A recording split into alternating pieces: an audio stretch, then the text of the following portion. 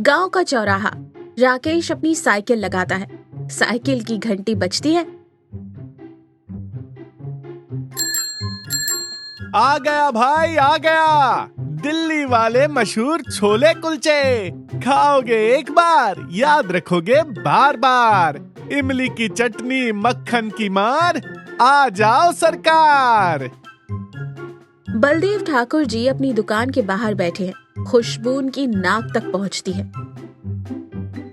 आहा, अरे भाई, ये कौन सी जड़ी बूटी जला दी किसी ने?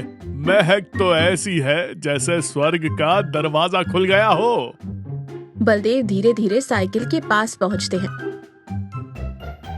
क्यों भाई, क्या नाम है तेरा? बड़ी आवाज लगा रहा है, शांति भंग कर रहा है गांव की। राम राम ठाकुर जी, मेरा नाम राकेश है। पेट की आग बुझाने आया हूँ। एक प्लेट लगा दूं? ताजा मक्खन वाला कुलचा है। चल, एक टेस्टिंग प्लेट लगा। छोटी मत बनाना, पूरा स्वाद समझ आना चाहिए। राकेश प्यार से एक बढ़िया प्लेट बनाता है। बलदेव मजे लेकर खाते हैं। चटकारे की आवाज आती है। बुरा नहीं है, लेकिन नमक थोड़ा कम है और कुलचा थोड़ा और करारा होना चाहिए था। अभी पास नहीं कर सकता, कल फिर चेक करूंगा। जी ठाकुर जी, कल फिर सेवा करूंगा। टिंकू पीछे खड़ा मुस्कुरा रहा है। उसे ठाकुर की चाल समझ आ रही है।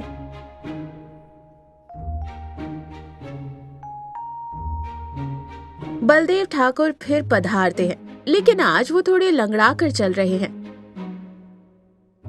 ओहो राकेश बेटा, आज तो बड़ी मुसीबत हो गई।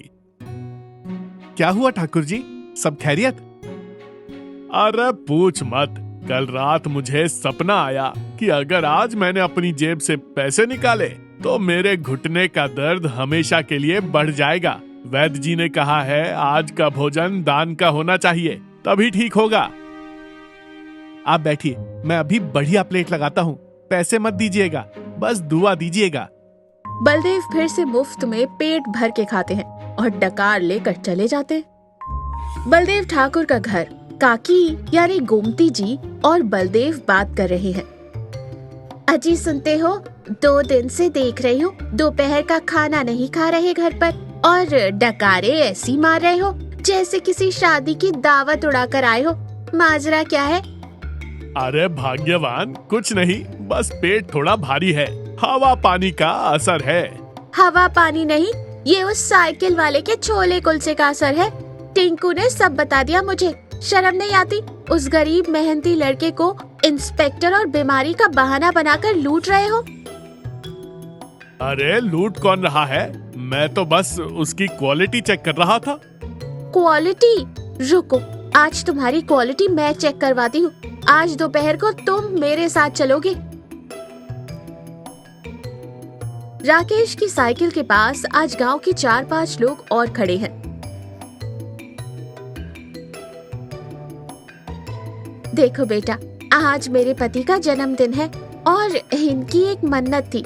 इन्होंने कहा था कि जिस दिन ये असली स्वाद चख लेंगे, उस दिन गांव के 5-10 लोगों को अपने हाथों से पैसे देकर खिलाएंगे। क्यों जी, है ना?